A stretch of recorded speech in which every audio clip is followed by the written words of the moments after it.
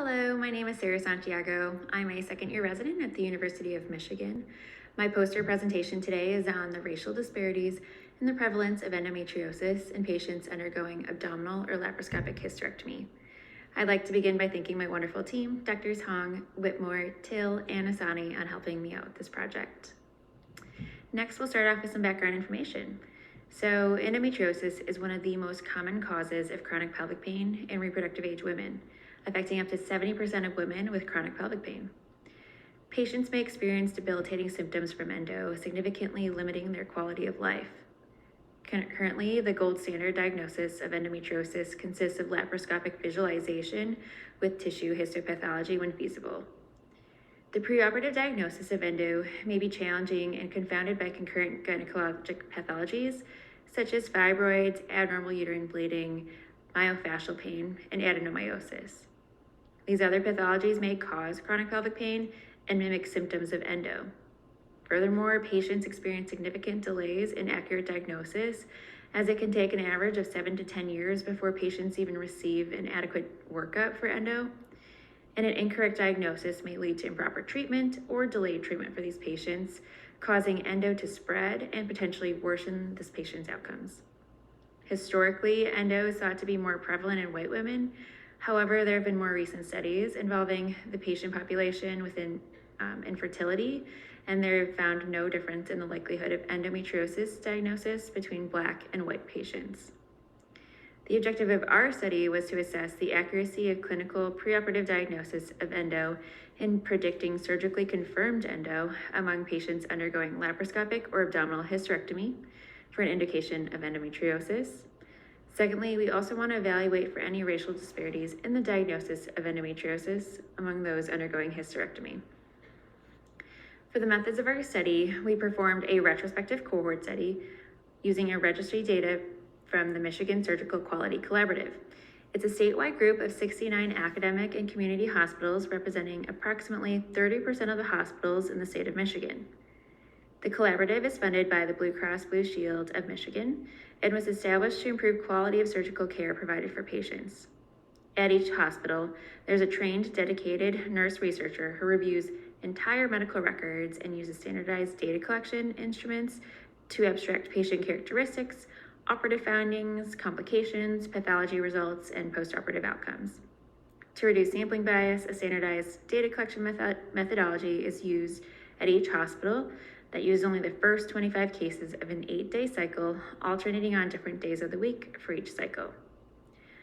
All patients undergoing benign, laparoscopic, or abdominal hysterectomy from January 2013 to December of 2018 were eligible for inclusion in our study.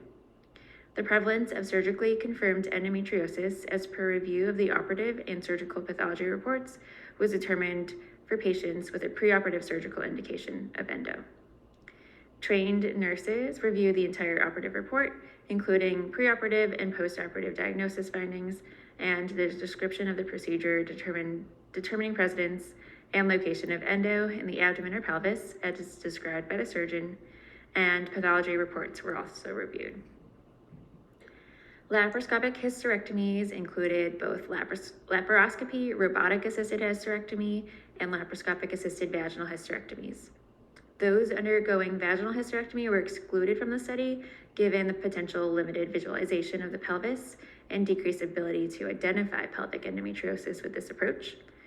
We also excluded those if the surgical approach was unknown, and if they underwent hysterectomy for obstetrical indications or hysterectomy for malignancy, they were also excluded from this study.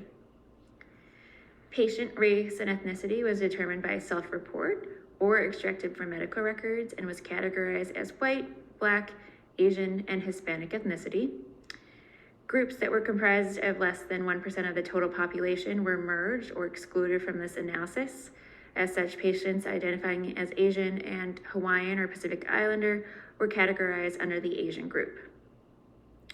Results. So, of the 4,624 patients who were undergoing hysterectomy for a preoperative indication of endometriosis, only 2,627, or 56.8%, had endometriosis identified at the time of surgery. Compared to white patients, Black patients with endo as a preoperative indication were less likely to have endometriosis identified at the time of hysterectomy. After adjusting for possible confounding factors, including BMI, parity, surgical approach, and preoperative indication of abnormal uterine bleeding, Black patients with endometriosis as a preoperative surgical indication remained less likely to have endometriosis identified at the time of hysterectomy. Racial disparities were also analyzed among patients who had surgically confirmed endo following hysterectomy. There were a total of 5,713 patients who were found to have surgically confirmed endo, and then of those, 84% were white and 10% were Black. Of those patients who were found to have surgically confirmed endo, only 54% had a preoperative indication of endometriosis in the study population.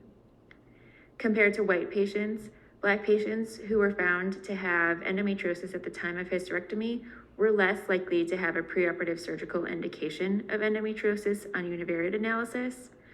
However, when we adjusted for confounding variables, including tobacco use, age, BMI, prior pelvic surgery, preoperative indications for hysterectomy that included abnormal uterine bleeding, fibroids, and adenomyosis, this data is no longer considered statistically significant. For our conclusions, our study shows that among patients undergoing hysterectomy with preoperative indication of endometriosis, only 56.8% actually have surgically confirmed endometriosis. We found that among patients who have surgically confirmed diagnosis of endo, only 54% of those had endometriosis listed as one of the indications for hysterectomy. The diagnosis of endometriosis is missed more often in Black patients compared to white patients. Our data shows that we are less accurate at diagnosing endometriosis in Black patients compared to white patients, suggesting racial disparities amongst the diagnosis of endo. Other preoperative indications for surgery impact the diagnosis when we control for them.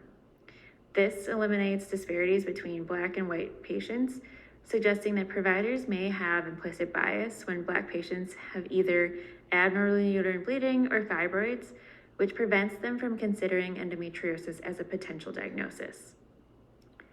Future research looking at Black patients with a surgical diagnosis of endometriosis who do not present with abnormal uterine bleeding, fibroids, or adenomyosis may help in isolating symptoms of endometriosis for this patient population. This may aid in the understanding of how endometriosis presents in this patient population, so that way we may eliminate racial disparities in the diagnosis of endometriosis.